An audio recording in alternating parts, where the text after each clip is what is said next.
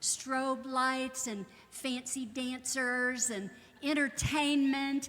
Well, we don't have the strobe lights or the dancers yet, but we have entertainment, and they are straight out of the 1970s. We are so happy to have them back. Welcome, Sonny and Cher.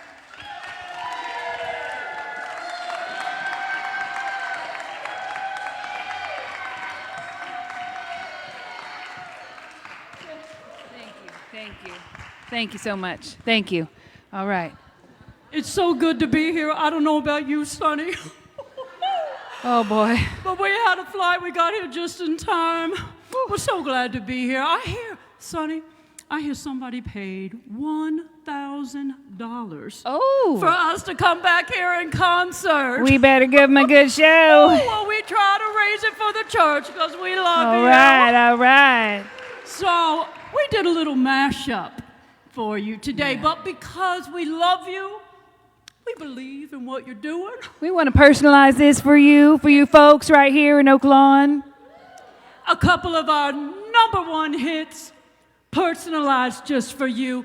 Hit it, my friends. Here we go.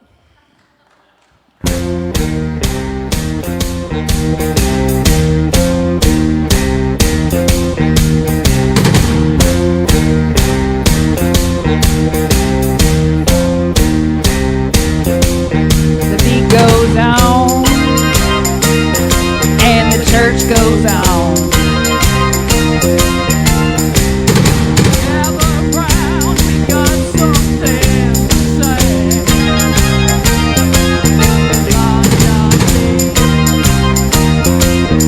La-di-da-di-da. There's a church in the neighborhood. It's weathered storms and proudly it stood. When hate comes calling, we say, hold my beer. 'Cause you better not mess with allies and queers. The beat goes on, and the church goes on. Gather round, we got more things to say. La-di-da-di-dee. La-di-da-di-da. A church where you can be who you were born to be. That's right, Sonny. A church that loves our trans community. This church we love is Oak Lawn UMC. The message is love and hospitality. You know, the beat goes on. And the church goes on. The beat goes on. The church goes on. The beat goes on. The church goes on. That's right. One hit, Sonny. Some folks may say our church won't last, but you stand strong because your hearts are past. When storms roll in and shadows fall, show up strong and make room for us all. Church, we got you, church. We got you, church. Some churches judge, but you choose grace. We're chosen family, gather in this place. A rainbow welcomes one and all. We fill the streets with our sacred call. Church, we got you, church. We got you, church. Unsheltered neighbors are always told to come in out of the cold. And when they're scared,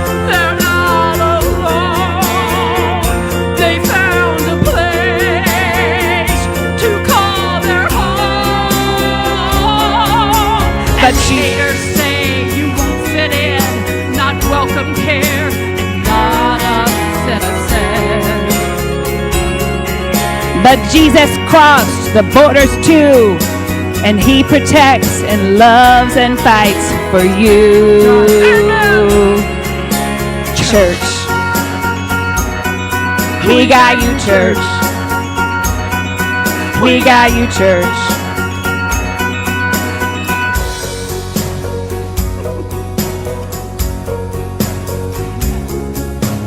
I got you to sing with me. I will sing till I'm free. Our church's love can be denied. A crowded table side by side. Together we will always try To help Pastor Ryan not to cry. I got you, I won't let go. I got you and I love you so. We Got you, church. We got you, church.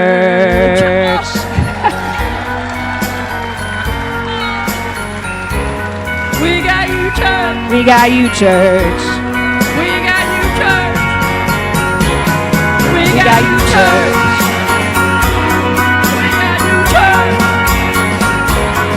We got you, church. Aren't you proud? We got you, church. Thank you so much.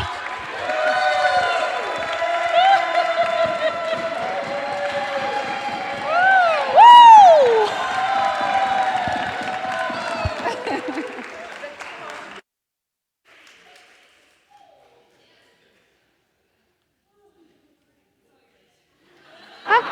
Actually, I think, yeah, you start.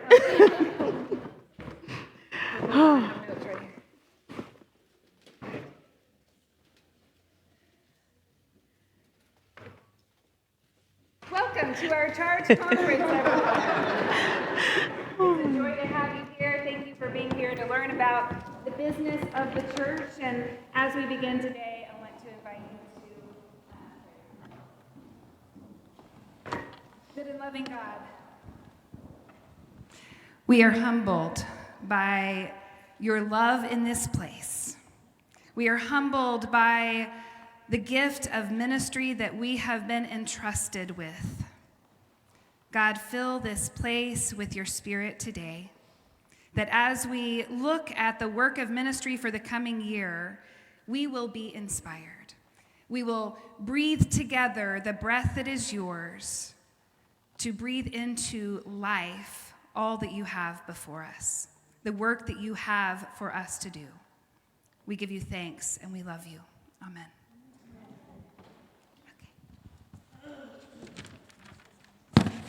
Okay. As we begin, we're going to have our call to order and a call for a secretary by our district superintendent, Lucretia Faison. Will you welcome her? Thank you, thank you, thank you, thank you, thank you. Wow, who knew Charge Conference could be fun? Imagine that. All right, so our first order of business, and by the way, my husband and I both really enjoyed, we're just so blessed by the worship service today, so just thank you for what you're doing. When I walk in any church, I always say a church has its own vibe, and sometimes it's lively and engaging, and sometimes it makes you go, But I want you to know it's just a great spirit in this church, and the warm hospitality, and I know that those things don't happen by accident, that you're being very intentional in what you do, so thank you so much for that. So I'll call us to order now, and our first order of business is to elect a secretary. I see you have some things about why in-person individual connection between conference and local. Do I need to do all that? Okay, just some FYIs under that first part. Kathy Allman? Okay, so we're going to now take a vote to elect Kathy as the recording secretary. If you will elect her, please say, "Thank you, Kathy." Thank you, Kathy. Any opposed, say, "Here I am, Lord." Okay. That means you get to do it. We'll begin by hearing a word from your pastor on the celebration of our conference 5 strategic priorities. Well, I want to invite you to just take a peek through this if you have not already. Your pastor's report is included in your packet that you have here. And along with just some words from me, which I will not read to you, I want you to take this home and to celebrate with us the work that has been happening here at Oak Lawn United Methodist Church. The work of our church models the work that our conference calls us to, that our bishop and our cabinet have put before us and challenged us to multiply followers of Jesus, to maximize care and healing. And you'll see that the workbook is set up in like fashion, so you can look at the ways that we're doing these strategic priorities. I want to direct you then to the Dallas Responds report and the Championing Children and Youth. You can see pictures, a visual narrative of what has been going on here at Oak Lawn, as well as a scripted narrative. And so I want to encourage you to read through all of those, because as we all gather as members of the board and broader members of the community, you may be aware of some of these, but perhaps not aware of the way that God is moving in this church in all of these different areas. So I want to invite you to read through those, to reflect on the ways that God has been at work through the people of Oak Lawn United Methodist Church in each of these strategic areas and priorities. Where's Isabel? Sorry. Oh, okay. So sorry. Okay. So as a part of the pastor's report, sorry, I need the agenda. As a part of the pastor's report, includes the work that the board has done across the year, both in managing our resources and then implementing those resources. So all of these narrative reports help give you some perspective on the way the resources are employed. But I want to give us an opportunity to hear from Pastor Ryan about the financial resources and to look at our finance report.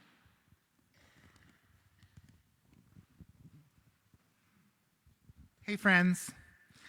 So the board decided to wait on having a budget for approval today during the church conference, because we have some factors that we need to work out still around building projects and capital improvement. We also need to make sure that everyone has done their pledging, and those that are going to pledge have put their pledge cards in. The last two sheets of the workbook are our financial plan for the end of this year and and all of next year. Did I say that right? The end of this year and all next year. So we have a $1 million budget typically. That will come down just a little bit, but never have we ever been able to fund a majority of that budget with fundraising and giving like we have to in 2026. So when I said in worship today, asking for folks to be ambassadors for generosity, we need everyone's help that loves this community to pitch in and help with telling our story and going out into the community and asking folks for financial support as they're inviting them in.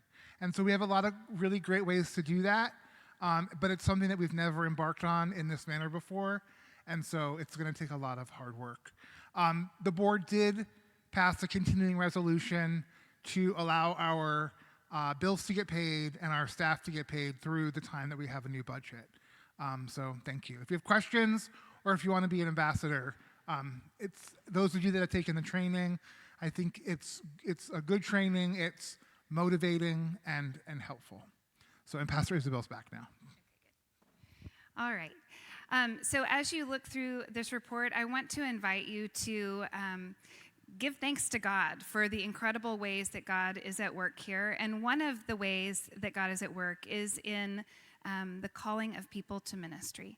And so as a part of the work of the Staff Parish Relations Committee of the church is to recognize, to listen to the call of God on people's lives, and the SPR has done that work this year, have listened to the continued call to ministry for Pastor Ryan and Pastor Isabel. And so they are a part of the report that's before you to continue their ministry, to continue their candidacy as they work as local pastors here and continue to come before the District Committee on Ministry as licensed local pastors. The SPR also has the great honor this year of introducing you to a new candidate for ministry, and that new candidate for ministry is Griffin Shoemaker. So we're honored to have you with us today, Griffin and Haley. And so I want to invite Griffin to just offer greetings to you for a moment. He has come down. He works at First United Methodist Church in Plano, which is why you might not see him on Sundays, but chances are you might see him other days of the week. So I just want to offer you a chance to say hello.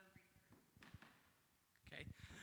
Something about yourself. Hello, my name is Griffin Shoemaker. I've been a member at Oak Lawn since 2017, since you have. I am Pastor Rachel's son. I'm currently getting my Master's of Sacred Music at Perkins School of Theology at SMU, and I am the Associate Music Director at First United Methodist Church of Plano, where I lead the modern worship service, the children's choir, the youth band, and all of the things. I also spend a lot of time here during the week working with Cody and the music program and kind of sorting music and monitoring the building, if you will. But I'm so thankful to this church and this community. This is truly a church home for me, and I'm excited to start this process. Thank y'all.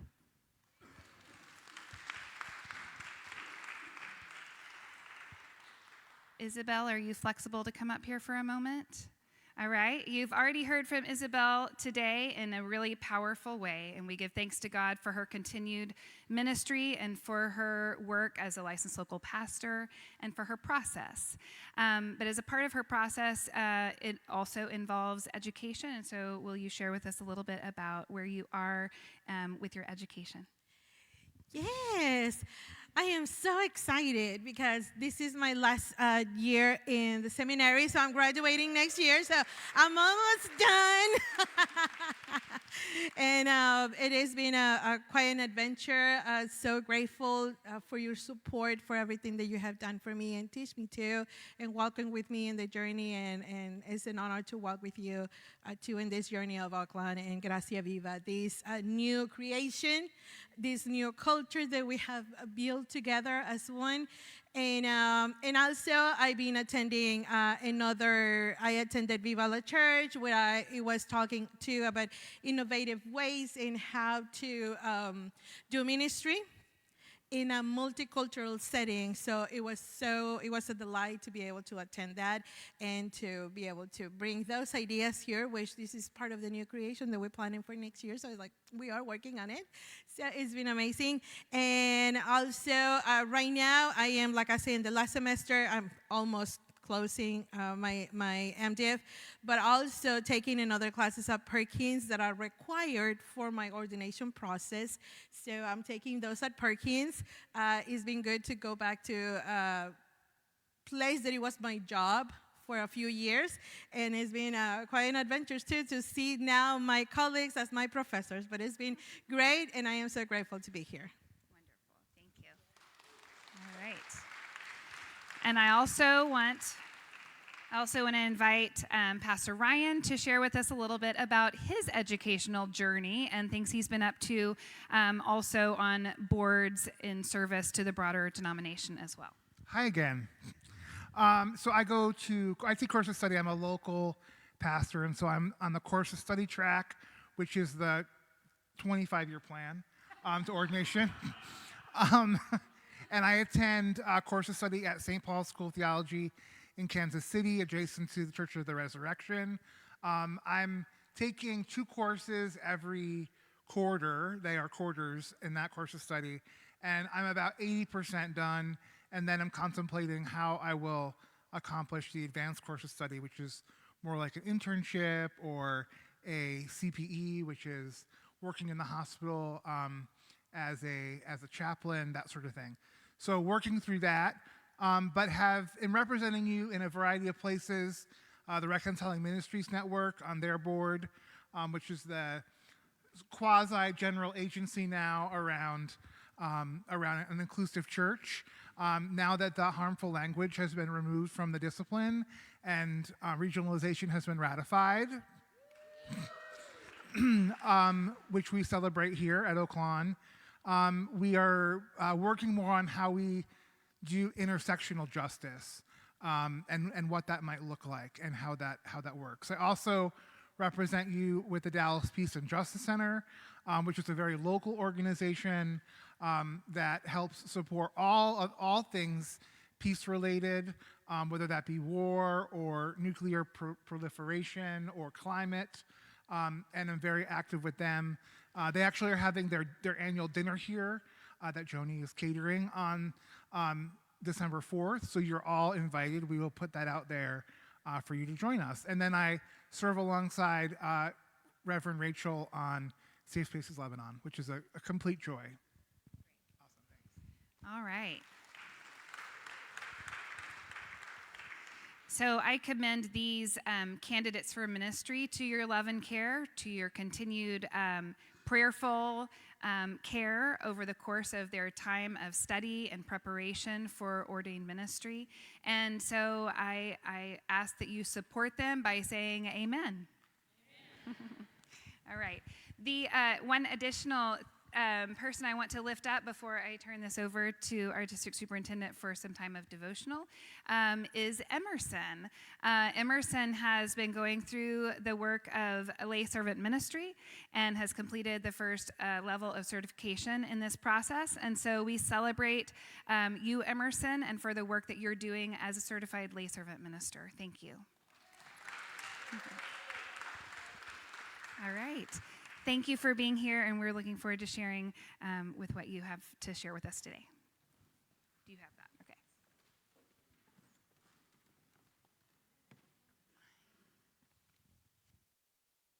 Okay. Thank you. I celebrate with you those new and continuing candidates for ministry. It's a joy and an excitement for us because I think Charge Conference is that time for not just for accountability, but also for celebration and reflection. As I've been sharing with other churches, as we're looking back on what God has done in and through a congregation. I think sometimes when you are doing the work, you're not always aware of the impact that you're having. But so it's a good time to say, you know what? We have really been not just busy, but we have been doing what God has called us to do. And so it's good and I think appropriate to take this moment to pause, to celebrate, and to give thanks. We are going to, and so I give thanks for you and for your ministry. We're going to vote by consent all of the reports that were listed on one of the screens here, but it is the ones that have been named, your finance report, and a lot of churches don't have budgets yet, so that's normal, but we are approving your general finance report, your SPRC report, including your candidates for ministry, your Committee on Lay Leadership, your new and continuing leaders, report from retired clergy, if any, renewed lay speakers, lay servants, all of those at the same time. If you will approve these reports, please raise your hand. Opposed, same sign. Thank you. All right. Next slide. Move to the next one. That's just a what? Oh, okay. Oh, actually, I haven't been doing devotionals, y'all, at Church Conference. They're supposed to take that one out. And the reason I don't do it on Sundays is because I never like to preach behind the preacher. It's just never a good idea to preach behind the preacher. So, and honestly, how could I say another word after the word you heard today? I mean, that was so life-giving and so powerful. I don't know. I hope Isabel, she wasn't getting nervous when I was writing. I was taking notes for me. I wasn't critiquing her. Those notes were for me. So that word was just amazing. And so I don't know that I have anything of value to add for that.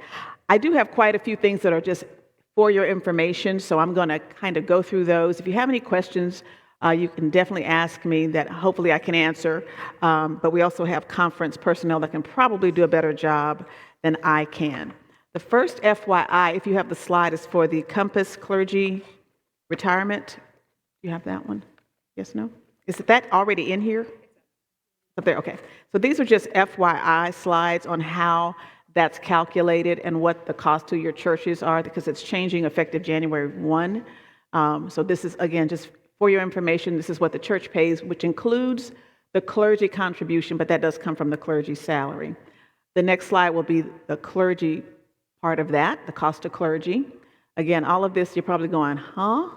So it's again, just FYI. Sean Marie Riley in the conference office is an expert on this. If you have any questions, I can answer probably basic ones, but she can get into the details of that with you. Okay, next slide, please, is probably about apportionments. This is just how they're calculated, although there is one error I need to correct. The cap is not 10%, it's 25% actually. But this is just FYI for you. Oh, good. Good for you. We've noted the calculations for us locally so you can see the difference that this change in calculation makes for us. Our apportionments have gone from this year in 2025 being $58,000 to being $28,000 in 2026. Yeah. So this is a really significant change in how we calculate apportionments for us at the local level. Thank you for doing that. Amen. Thank you for that. And on behalf of Bishop Sines, we give thanks to every congregation, every pastor, for your faithful support in paying your apportionments. Apportionments remind us that we are indeed a connectional church. I know sometimes connection is tested and tried, but we are a connectional church. And what I appreciate about that is we can do so much more together than we can separately. We can make a difference in the lives of so many others as we do that. So thank you for your apportionments to help us resource local churches and to help us strengthen our commitment to our 5 strategic priorities. Next.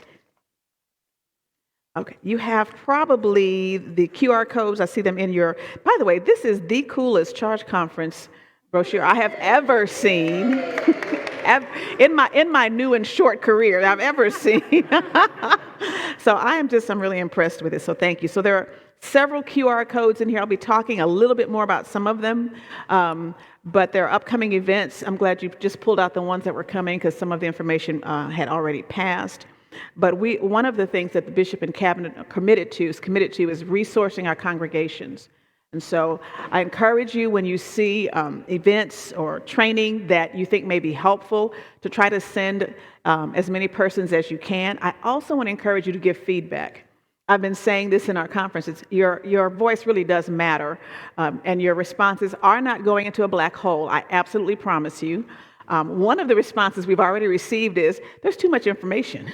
So we're already talking about not doing this next year. So I said that to say your voice really does matter, okay? I think coming up next should be North Star Initiative. This is just a way of us talking about our 5 strategic priorities in a more crystallized and laser-focused way. If you think about the actual North Star, Polaris, it is a fixed star that doesn't move. And it was traditionally used for direction and guidance to help travelers stay the course. And so our North Star initiative to multiply, to get younger, and to become inclusive, although I feel a little bit like I'm preaching to the choir because I kind of see that already here, which I think is great. But it's a lot of times, I say this to say, a lot of times churches are extremely busy, but they're not busy doing what matters. They're not focused on mission and ministry. I really don't get the feeling that that's the case here. However, our North Star initiative is just the way that the bishop and cabinet will be talking about that going forward. It's kind of a litmus test. Is what we're doing going to help us multiply? Is it going to help us get more diverse, more younger? Is it going to do those things? And if it doesn't, even if it's great, perhaps that's not where we should spend our energy. There are things that are great and good, but there may not be the things that we want to give our energy and time to. So that is what our hope is, so that this gives the church power and clarity and helps us move forward with confidence, kind of keep us all on the same page, because it's my hope and prayer. I want to see every church in the Metro East District be successful in ministry. And that means we are doing what God has called us to do. I think that's going to look different in each congregation. I think there are different expressions of that. I think you all have your own lane, and I think you are in it in a powerful and wonderful way. So we want to help you continue to do what God has called you to do. Next, we have a video by the bishop on the intercultural development inventory. So we're going to take a look at that, and then I'll keep talking.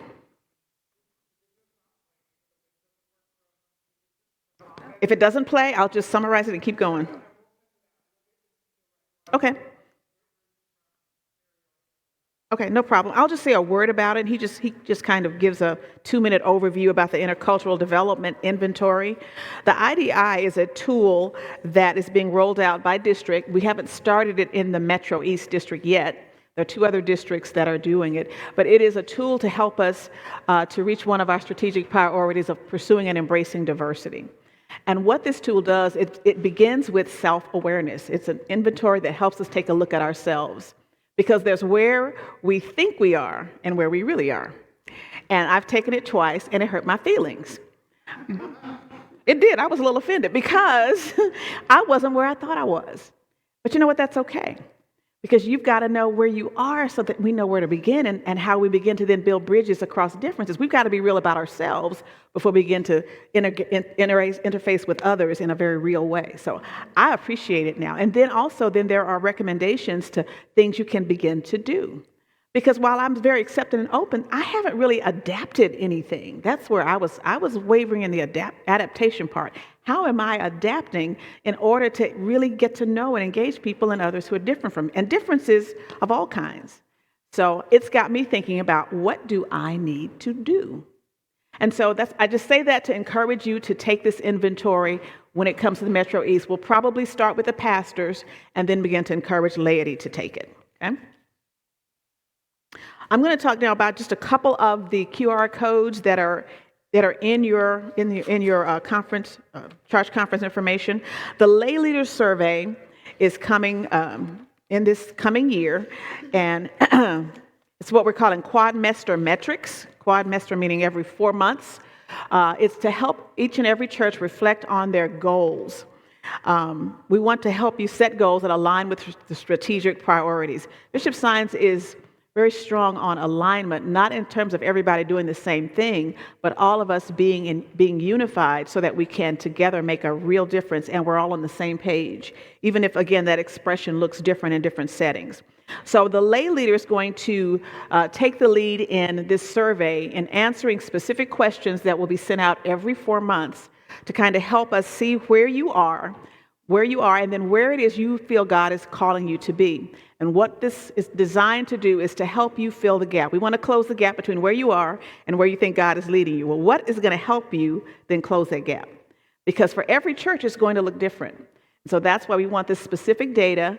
The lay leader will be responsible, but they may work with the pastor or other leaders to gather the information so that we can say, okay, this church needs this resource, and then supply that resource.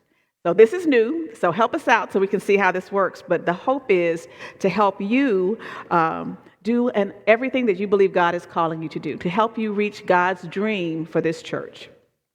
Okay? The next survey is just your feedback on your charge conference. I give you an A just for this. You get an A with me. But what do you think? What is your input? This year, I offered the option of clusters and individual. I'm probably moving more to clusters next year. However, I recognize there'll be a couple of churches that, for specific reasons, will require an individual one. But I'm kind of moving towards the clusters, and they don't look like we did it before. So that's. Some people were thinking about the breakout rooms and all that. We don't even do that. We're really all together. One of the benefits, I think, of the cluster is that it allows churches to kind of fellowship and get to know each other a little bit. You could argue it's not as interpersonal with the district superintendent, and I would say that's probably true. And so I try to hang around at the end of them to just talk to and engage with. We've had at the most 15 churches. One had 7, so it's varied in size. They haven't been just like 50 churches. They've been like 15, 14, 7. So they've actually worked pretty well. But anyway, we'd like your feedback. Again, your voice matters. And so please take the time to hit that QR code and get back with us. There's one more that I'm going to explain to you, and that is the Equip to Reach. This is also something new that it's designed to equip and train young and diverse laity. This is specifically for our laypersons across the conference. It's going to be a time of training them with covering things like the Horizon Texas Conference Vision, Wesleyan Theology, Evangelism, group leadership, and things like that. We're going to invest in these leaders and then launch them into to try and do some unique and different ministries in the community. What we need from you is to help us identify those persons. We're looking for 50 from the entire conference, and I need 8 from the Metro East District. I have none right now, so I'm right now, but all we need are names. This person, I think, just has a heart and a passion, and I think they would be great to just try something different. They may already be doing some form of ministry, and perhaps this training would help them to be more effective. I'm reminded of a ministry one of my colleagues actually started where he was meeting with men in a cigar lounge and having faith conversations, and he called it Holy Smoke. I just thought that was so cool, right?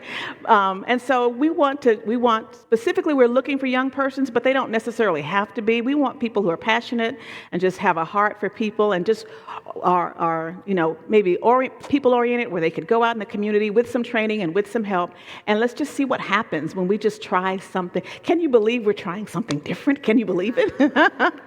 Just try it. So if you have some names, please send them to Mariel Vela in the conference office. That's all we need. You don't even have to really ask them about it. We'll ask them about it and just go from there. There's an informational meeting on December the 8th. That's what the QR code is for.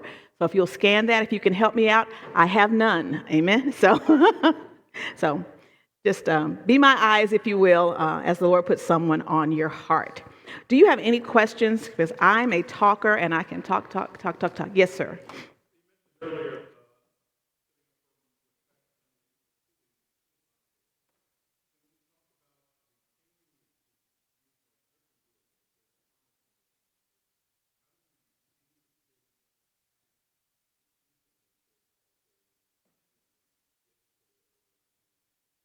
If I could answer that, I could make a whole lot of money.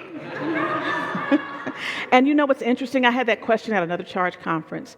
Honestly, so I saw the young people that you had here, and that is the group that's missing from a lot of our churches, and that there's no single reason for that. My personal thought is sometimes we, especially in older congregations, I don't know that I'd call you guys an older congregation per se, you skew a bit younger, I think, compared to most churches. A lot of times what I've seen as a pastor is that we say we want young people and we want them in our churches, but then we don't empower them and equip them and let them lead. We want them to do what we've always done in a lot of churches. I'm not saying that's the case here. And so young people just aren't buying it. They're just not buying it. And people also aren't growing up in church anymore. So there are people that have never had a connection with church. I grew up in the church. When I was growing up, everybody went to church. That's not the case anymore. And add COVID to that. People just stopped coming to church. And regular attendance for young people is once a month, maybe twice. That's regular, or every other month. Regular means something totally different now. So there are a lot of multi-layered reasons. I think that we've got to allow, and they're not going to tolerate any of the isms or homophobia. They're just not going to put up with it. And a lot of churches are just not as open as they proclaim to be. So I think churches have to do a lot of self-examination on that. There's not any one reason, but I think if we're not willing to let young people lead their way, why does the church that's coming, the church of the next few years, have to look like the church in the past? I love tradition. I love contemporary, traditional stuff. I love all of it. But I'm not bound by any of it, right? Things change. We are so resistant to change. It is so hard to get change one or two things in worship, and you've got an uproar. I'm just saying, young people it's got to look different, and we've got to get more comfortable with what's not, quote unquote. I think there's always tradition that you carry forward. Yes, we come because we're Methodist. We come to know God through Scripture, church, Tradition, reason, experience, that's great, but we can't be so bound by tradition. And I've seen places that are just so bound by it, that are still doing the church the way they've done it forever. And my thing is, I don't want to be bored when I go to church, frankly. And honestly, some churches just flat out boring. I don't think Jesus is boring.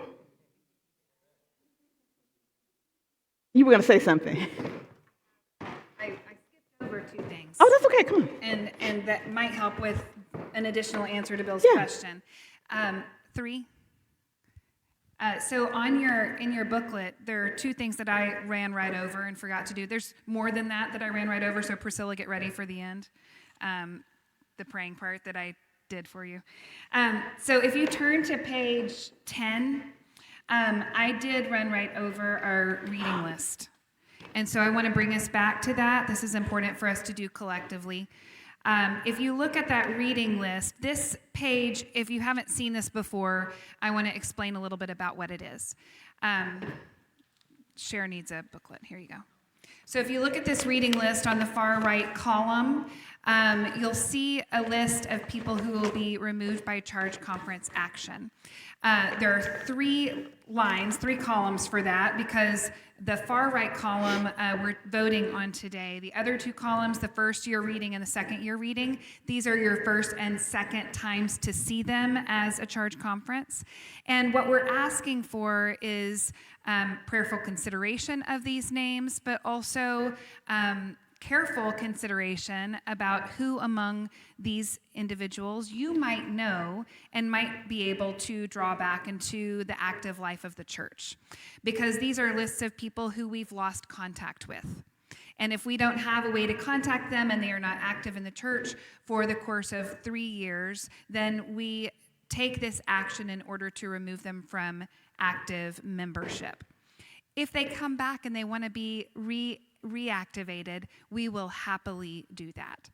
So I just want to put this before you so that you read these names and consider that. Today we take this action on the 3rd column, the removed by charge conference action. Additionally, on this membership report, you have the list of new members that we have welcomed in this past year, as well as those who have been baptized and who have been removed from membership. And so I present all of those to you for a vote today. Additionally, if you'll turn the page to page 11, I want to offer you your new slate of leadership that has been very prayerfully brought to you by our nominations committee, our Committee on Lay Leadership. And in this list includes our new members to the board, and those include Frankie Fergoso, and Ashley David, and Emerson Braun, as well as Armando Chavez. So these are new members of our board starting in January, and a gift that I see, Bill, in answer to your question, is that the majority of those new individuals are under 30. And so I think that's a real gift. And I know that our new board chair, Wendy Tomlinson, will take very seriously letting them lead in their way and lifting up their voices. So we do take that challenge very seriously to lift up the voice of younger generations in this place and to make sure that we're not just listening, but we're saying, here's the baton, let's go. So thank you to those of you who are stepping onto the board. Thank you to all of you who currently serve on the board and perhaps are also rotating off. We're very grateful for your leadership. But I present these to you for a vote. Wendy is also 30 years old. Oh, wait. That's mine. You can't have that one. Sorry. I want it. I want this. I'll say one more thing before we vote. If you will start to really pray about that, pray for that. I say that to say one year in one of my churches, we were at charge conference and we had 0 baptism. And I was sitting there yelling, I just got mad. I don't know which, you know how you got that holy anger? I think I felt that. And so I got up and I said, I said it kind of with an attitude. I said, this is the last year we're going to have no baptisms in this church. And so I was all on fire when I said it. When I got home, I got scared. because I was like, oh my God, my dance was there and I said all this, God, now what? But we started praying. And we started putting our money where our mouth was. We started putting aside some money. We did what our address numbers was. We asked people to give that amount each month for children's ministry, just to be intentional about it. That next year we had 3. Now that doesn't sound like a lot, but it was like, that's all I needed. I just needed 1. I was like, okay, God, just give me 1. But we were serious about praying specifically for that. And I do believe in the power of prayer and being intentional, putting feet on those prayers. And so pray for that in your church. You know, I can tell almost when I walk in a church if there's life and vibrancy, and if there's not that, and when I don't see any young people and nothing that even suggests they want them there, then I'm thinking this church doesn't have long on the vine, you know.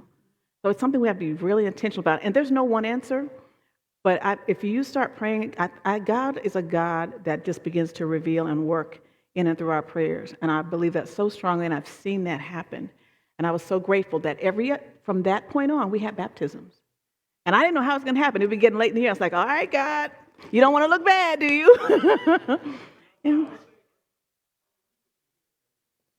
Then you are way ahead of, let me tell you something, you are way ahead of the game. I have walked in churches just in my short time and seen no young people at all. That's a good, and listen, when they make messes and noise, just give God thanks. Man, I would get so excited when I heard babies crying and like, thank you, God, thank you. Because that means you have life and that you will pass the baton to the church that's coming. One thing I love about Bishop Science, he's always thinking about the church of 2050. He's always looking ahead to where we're going to be. And we have to have that mindset of not just looking, we appreciate and celebrate the past, but we've got to look to the future. So, if you will approve this information on those who are being removed and your leadership roster for this year, will you raise your hand? Those opposed, same sign. All right, thank you so much.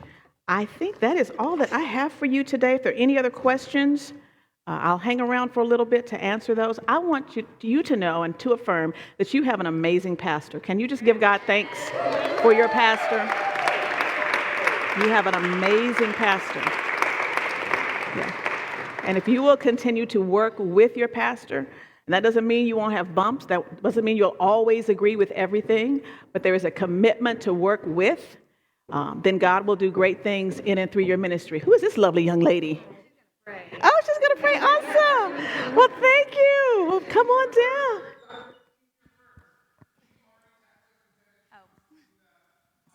Oh yeah, she's number one. One of great.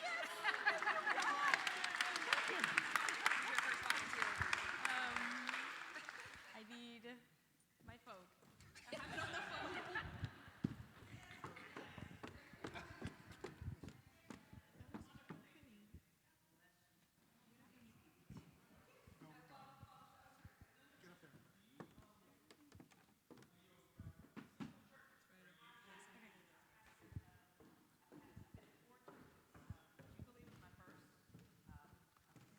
I was an associate pastor at Hamilton Park. Then I pastored New World, which was a cross-racial appointment. And then my last appointment was St. Paul United Methodist Church downtown. So I'm no longer in a church. Right? Yeah, district superintendents are not in a church. I do preach from time to time. It's so funny, when I first started, I started getting preaching invitations. I was like, yeah, no, I'm tired. So I've started taking them slowly. But somebody says, when you get the hankering to preach? I was like, yeah, I don't have a hankering right now. But it'll come. It'll come. But rather than having any 64. Yeah.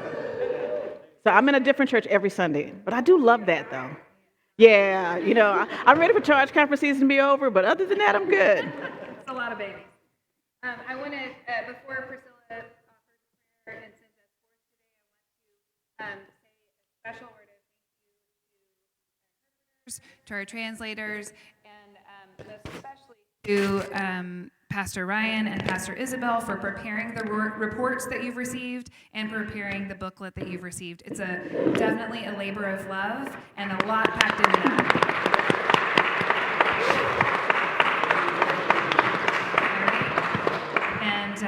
Receive our closing prayer. Gracious and creating God, as we reflect on this past year, may gratitude steady us. As we dream for the year ahead, may hope guide us. Lead us toward the new things, and you are creating ministries not yet imagined. relationships not yet formed, and possibilities waiting to be born.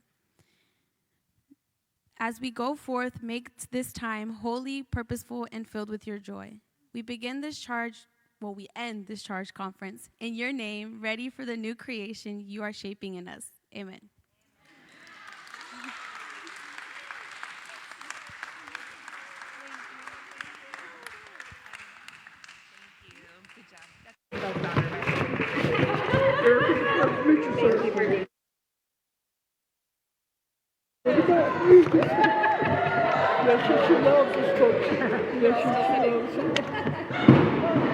It's been a pleasure to be with you.